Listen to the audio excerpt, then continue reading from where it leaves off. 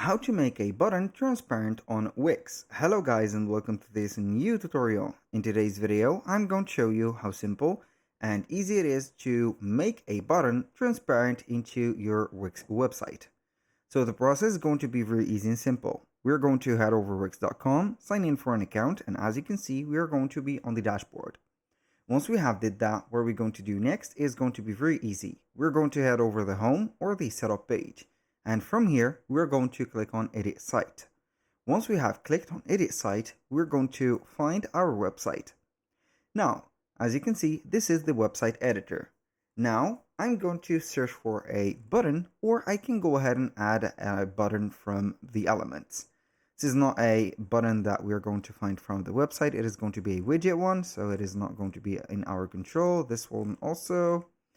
So it doesn't matter a lot. I'm going to try and make the button or create a button here. So let's see here. This is the button. I can go ahead and modify or design the button by clicking on design, and then we're going to make our button transparent. So as you can see from the layout or the button design, we can have the plain buttons, the transparent buttons, or only the text buttons.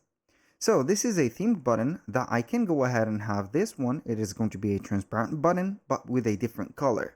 And here we have the plain buttons, also transparent one.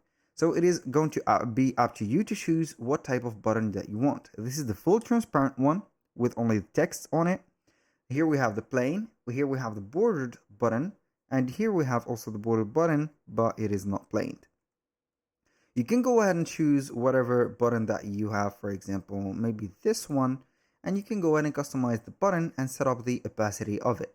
So you can go ahead and have for example, the borders or the filling color, you can go ahead and make it transparent like that. And here you go. So for the borders, I'm going to have a width for the borders, so it is not going to be completely transparent, just like that. So this is the trick to make a button transparent.